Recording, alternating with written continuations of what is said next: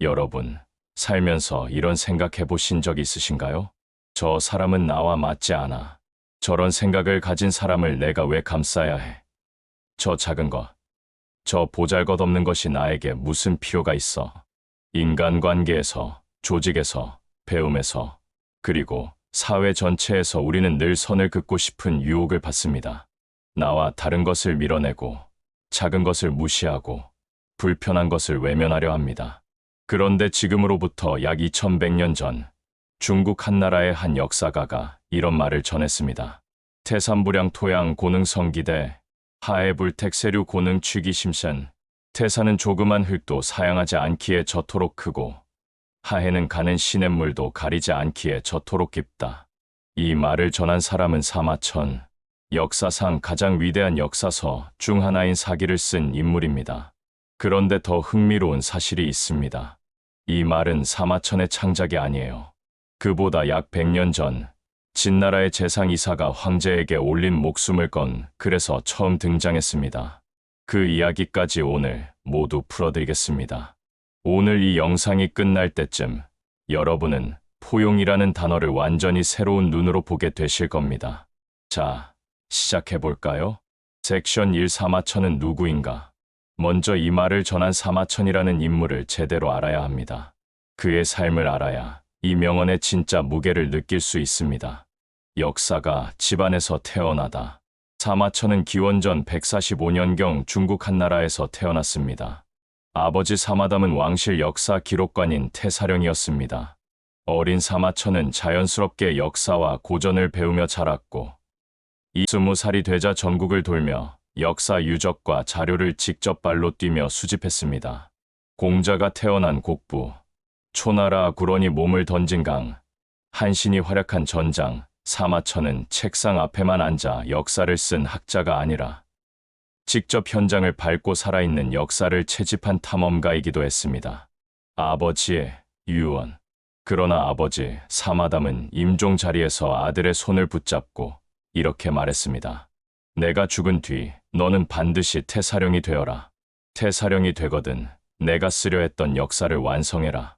효도는 부모를 섬기는 것에서 시작하지만 중간은 임금을 섬기는 것이고 마지막은 자신을 세우는 것이다. 후세에 이름을 남겨라. 사마천은 눈물을 흘리며 머리를 조아렸습니다. 감히 아버지의 뜻을 받들겠습니다. 그 맹세가 이후 그의 모든 것을 결정했습니다. 인생 최대의 시련 궁형. 기원전 99년 흉노와의 전쟁에서 포위되어 어쩔 수 없이 항복한 장군 이릉. 조정의 모든 신하들이 이릉을 매국노라 비난할 때 사마천 혼자 그를 변호하고 나섰습니다.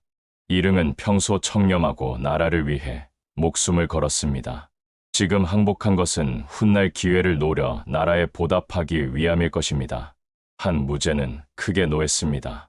이 발언은 황제 자신의 판단을 정면으로 반박하는 것이었기 때문입니다. 사마천에게 내려진 판결은 사형이었습니다. 당시 사형을 모면하는 방법은 두 가지였습니다. 거액의 속전을 내거나 궁형을 받는 것. 사마천에게는 돈이 없었습니다. 그는 중국 역사상 가장 수치스럽다고 여겨진 형벌, 궁형을 스스로 택했습니다. 훗날 사마천은 친구 이만에게 보낸 편지, 보이만서에서 그 심정을 이렇게 토로했습니다. 장사는 치욕을 참지 않는다고 했다. 그러나 나는 치욕을 참고 살아남았다. 왜인가? 아직 완성하지 못한 역사가 있기 때문이다. 치욕 속에서 탄생한 불멸의 역사서. 그 치욕의 시간을 버텨내며 사마천은 마침내 사기를 완성합니다.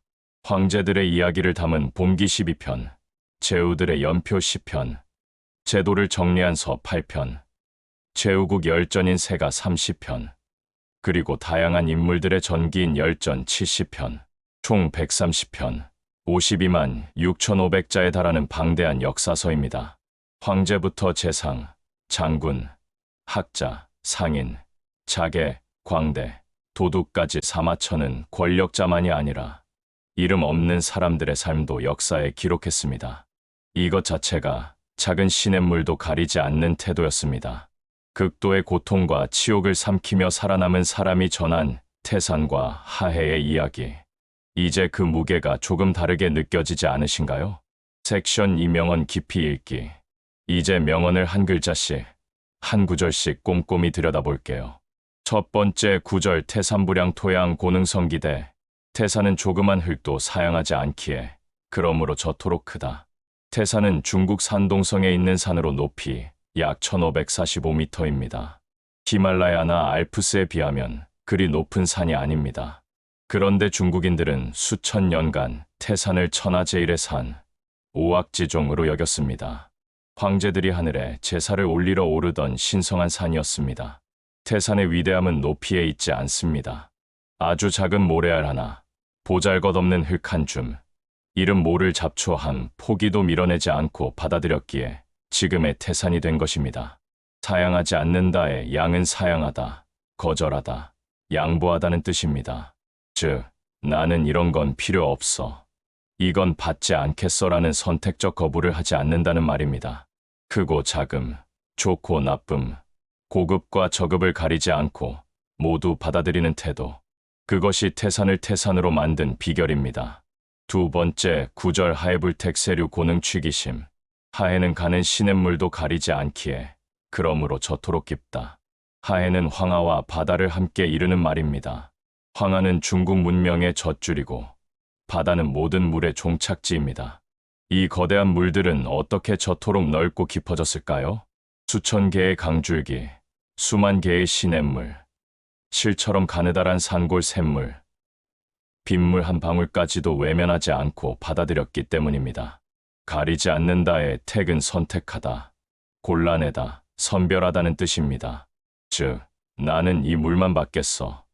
저 탁한 물은 싫어라는 선별을 하지 않는다는 말입니다. 깨끗하든 탁하든, 크든 작든, 빠르든 느리든 모든 물을 받아들이는 것. 그것이 바다의 깊이를 만든 원리입니다. 고구, 원인과 결과. 두 구절 모두의 고구, 즉 그러므로라는 접속사가 들어있습니다.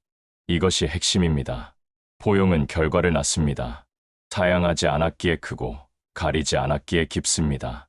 포용은 원인이고 위대함은 그 결과입니다. 두 구절이 함께 말하는 것. 태산은 공간적 위대함 크기를, 하해는 깊이의 위대함 깊이를 상징합니다. 포용은 우리를 더 넓게도 더 깊게도 만들어줍니다. 위대함은 배제에서 오지 않습니다. 포용과 수용에서 옵니다. 섹션 3명언의 탄생, 배경 이사의 간축객서. 이 명언이 처음 탄생한 역사적 순간, 그 드라마틱한 배경을 알면 명언이 더욱 입체적으로 살아납니다. 진나라의 위기 축객령. 기원전 237년, 전국 통일을 눈앞에 둔 진나라에서 충격적인 사건이 터집니다. 한 나라가 진나라의 국력을 소진시키기 위해 수공기술자 전국을 간첩으로 보내 대규모 수로 공사를 벌이게 한 사실이 발각됩니다. 진시황은 크게 노했습니다. 그리고 즉각 명령을 내립니다. 외국에서 온 빈객들을 모두 추방하라. 이것이 축객령입니다. 당시 진나라에는 수많은 외국 출신 인재들이 있었습니다. 재정을 담당하는 관리, 군사 전략가, 외교관, 학자들 상당수가 다른 나라 출신이었습니다. 이들을 모두 쫓아내라는 명령이었습니다. 이사의 목숨을 건 상소. 이 명령에 정면으로 반기를 든 사람이 있었습니다. 바로 초나라 출신 재상 이사였습니다. 그 자신도 외국인이었기에 이 명령이 내려지면 추방당할 처지였습니다.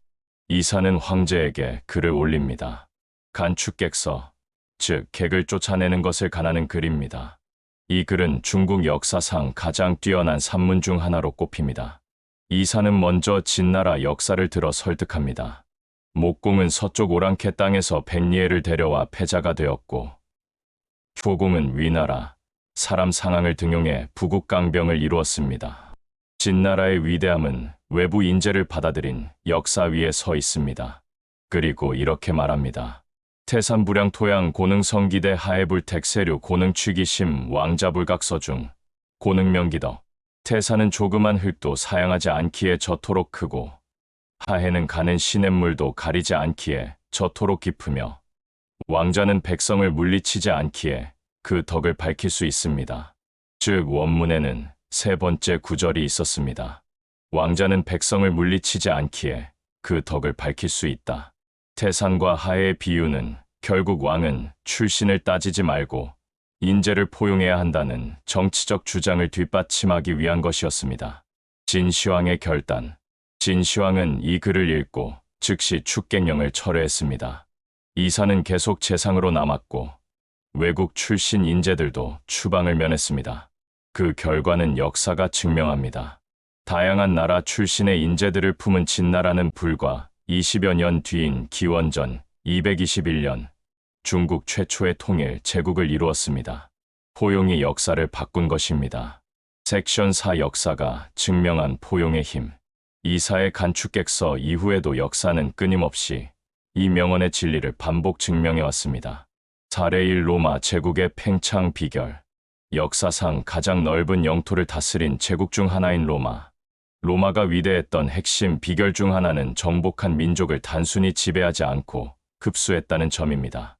갈리아의 전사, 이집트의 학자, 그리스의 철학자, 유대의 율법가, 카르타고의 장군 이들 모두가 로마 시민권을 부여받고 로마인이 될 수 있었습니다. 로마의 법, 건축, 종교, 언어 모두 다른 문명의 강물이 흘러들어 만들어진 바다였습니다. 가는 시냇물도 가리지 않는 로마의 포용이 지중해 전체를 아우르는 천년 제국을 만들어냈습니다. 사례 2 당태종의 리더십 정관의 치. 중국 역사상 가장 이상적인 군주로 꼽히는 당태종 이세민. 그의 시대 정관의 치는 중국 역사상 손꼽히는 태평성대입니다. 당태종의 포용은 극적이었습니다.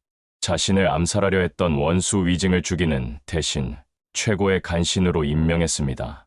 위징은 훗날 태종에게 200번 이상 직언을 올렸고 태종은 매번 그것을 받아들였습니다. 불편하고 쓴 말도 받아들이는 작은 흙의 포용이 정관의 치를 만들었습니다. 당태종은 이런 말을 남겼습니다. 동경으로 거울을 만들면 의관을 바로잡을 수 있고 역사로 거울을 만들면 흥망성쇠를 알 수 있으며 사람으로 거울을 만들면 득실을 알 수 있다. 그는 자신과 다른 의견, 자신에게 불편한 사람조차 거울로 삼아 포용했습니다. 사례 3 세종대왕의 인재 등용. 우리 역사에도 이 명언이 살아 숨쉬는 사례가 있습니다. 조선 세종대왕입니다. 세종은 신분에 관계없이 인재를 등용했습니다.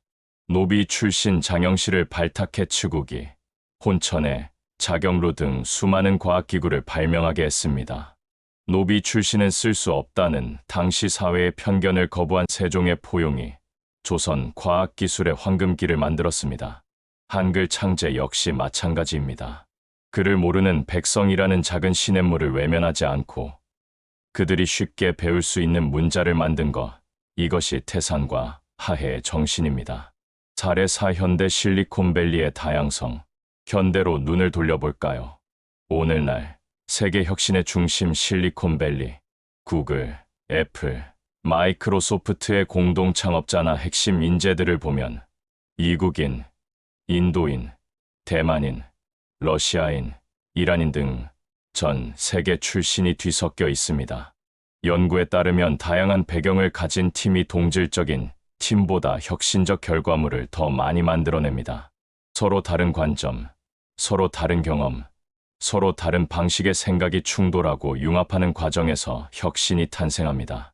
2100년 전 이사가 말한 포용의 원리가 21세기 실리콘밸리에서도 작동하고 있습니다. 섹션 5 오늘 우리 삶에 적용하기. 자, 이제 이 모든 이야기를 내 삶으로 가져와 볼게요.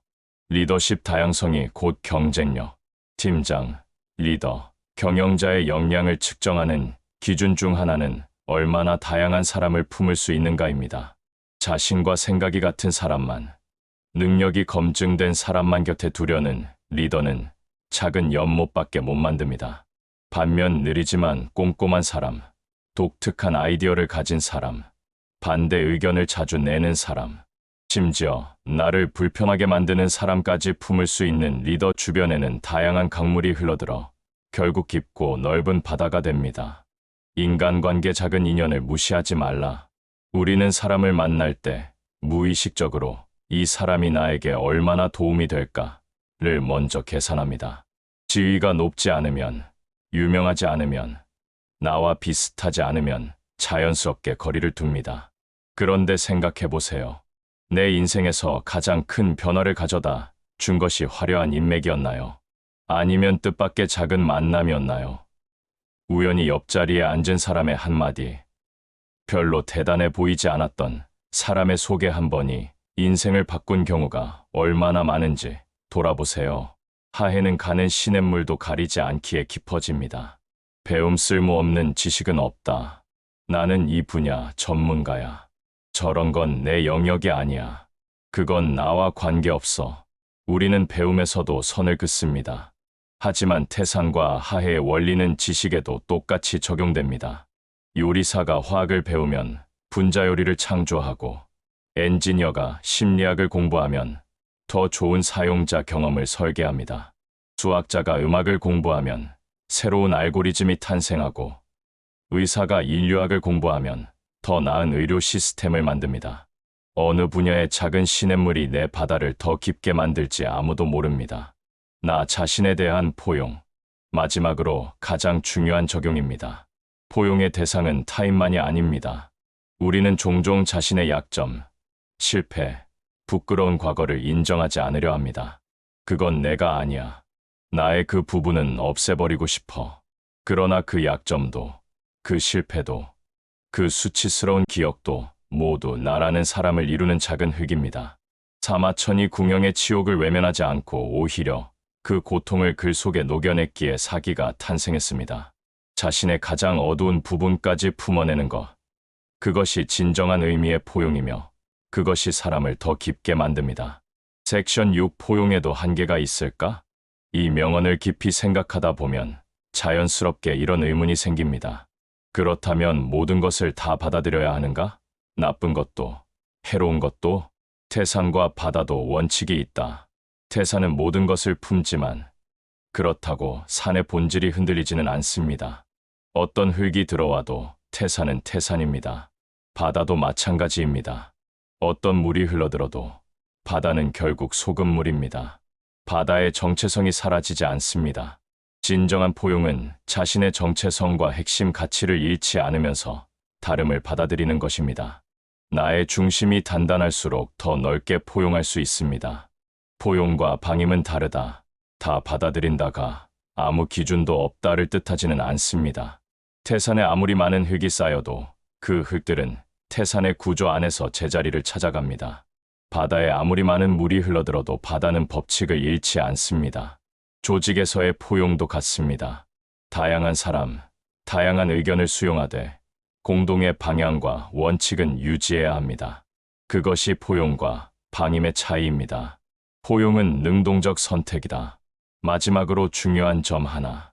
태산이 흙을 받아들이는 것은 수동적인 방치가 아닙니다. 사양하지 않는다는 것은 적극적으로 거부하지 않는다는 능동적 태도입니다. 포용은 그냥 되는 것이 아닙니다. 저건 내 영역이 아니야. 저 사람은 나와 달라는 자연스러운 배제의 충동을 의식적으로 거두는 것. 그것이 포용입니다. 오늘 이야기를 마무리하겠습니다. 2100년 전 이사가 목숨을 걸고 외쳤고 사마천이 치욕을 삼키며 전한 그 말.